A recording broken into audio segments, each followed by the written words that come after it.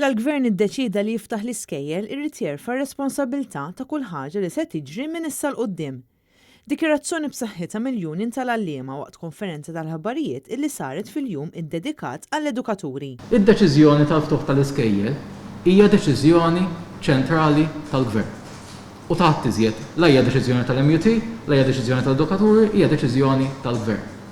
Imma l-Gvern iddeċieda li f'kuntest ta' pandemija jiftaħ l-iskejjel bil-mod kif qed jiftaħhom, bil-miżur kif qed jiftaħhom, irid jieħu responsabbiltà ta' dik id-deċiżjoni. Il-President tal-MUT Marco Bonnici saħaq li l-Gvern ma jistax jibqa' jinjora din il-pandemija. Wieħed mill-ewwel messaġġi li jiena nixtieq li jkun messaġġ b'saħħtu lill-Gvernu biex jaġixxi, biex ma jibqax jinjora il-pandemija.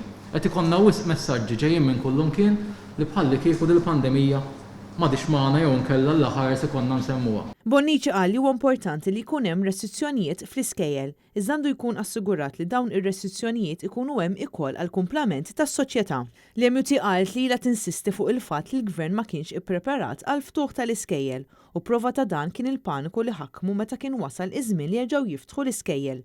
Marco Bonnici saħaq ukoll fuq l-importanza li l-Gvern isib l-aħjar mekkaniżmu biex jagħti l-informazzjoni tal-każijiet pożittivi li qed joħorġu mill-iskejjel.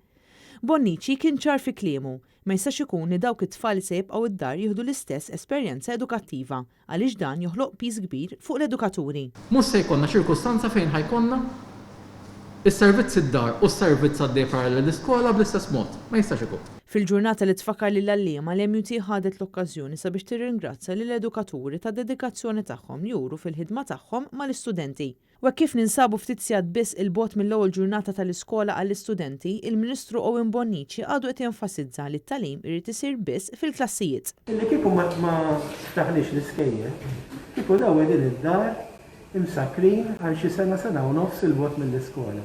Kif nistgħu ntuhom aqwa futur jekk joqogħdu d-dar imsakrin għal xi sena u nofs. Fl-aħħar jumejn kienu rrappurtati diversi każijiet ta' każi pożittivi fl-iskejjel. U issa biex iserraħ ras il-ġenituri Owen Bonnici iddeċida illi jgħid li t-tfal mhumiex carriers tal-coronavirus. Bil-grazzja tagħna it-tfal tagħna huma reżiljenti, ġifier anke l-istudji kollha jindikaw illi t-tfal mhumiex carriers tal-virus. Iżda l-awtoritajiet tas-saħħa f'dawn l-aħħar xhur kienu qed jappellaw mod ieħor. Jekk it-tfal jistgħu jkunu pereżempju asymptomatic carriers ta' dan il-virus u ma jkunx qed joħorġilhom is-sintomi, hemmhekk xorta jistgħu jgħadduha lil nanniet tagħhom. Marja Franca Lanza, Annet News.